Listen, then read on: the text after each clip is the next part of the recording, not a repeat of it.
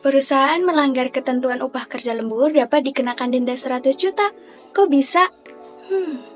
Simak video ini agar kalian tahu penjelasannya. Hai, saya Nia Septianggraini dari Fakultas Hukum Universitas Wahid Hasyim.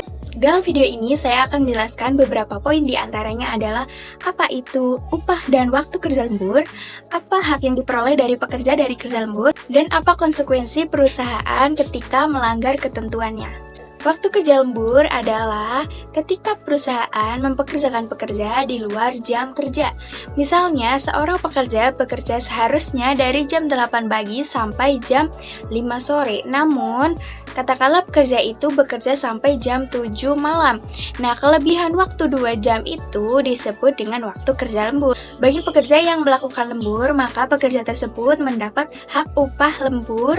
Hal ini diatur dalam pasal 78 ayat 2 Undang-Undang Ketenagakerjaan tahun 2003. Jadi, upah lembur adalah hak yang diperoleh oleh pekerja ketika melakukan lembur sesuai dengan undang-undang. Sekarang bagaimana ketika pengusaha tidak memberikan upah kerja lembur kepada pekerja yang telah melakukan lembur?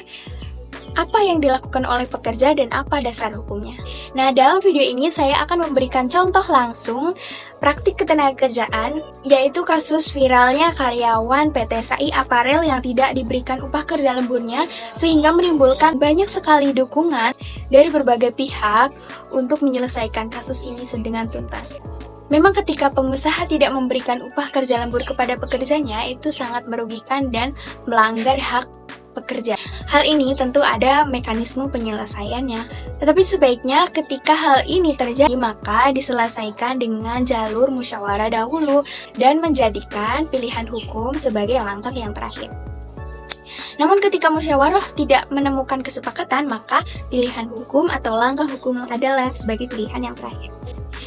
Nah, ketika kewajiban pengusaha untuk membayar upah lembur pekerja itu dilanggar, maka sesuai dengan Undang-Undang Ketenagakerjaan Nomor 13 Tahun 2003 Pasal 182 Ayat 1 dan Ayat 2 Junto Undang-Undang Cipta Kerja Nomor 11 Tahun 2022, hal itu bisa dikategorikan sebagai tindak pidana pelanggaran loh. Maka ancaman hukumannya adalah kurungan pidana minimal 1 bulan dan maksimal 12 bulan, atau dengan denda 10 juta rupiah dan maksimal 100 juta rupiah. Wah, besar sekali ya. Nah, jika pekerja ingin menuntut haknya, maka bisa dilakukan dengan cara melapor ke Disnaker setempat. Alternatif lainnya adalah mengajukan perkara ini ke pengadilan industrial. Demikian yang dapat saya sampaikan, semoga bisa bermanfaat untuk penonton. Kurang lebihnya mohon maaf, terima kasih dan sampai jumpa.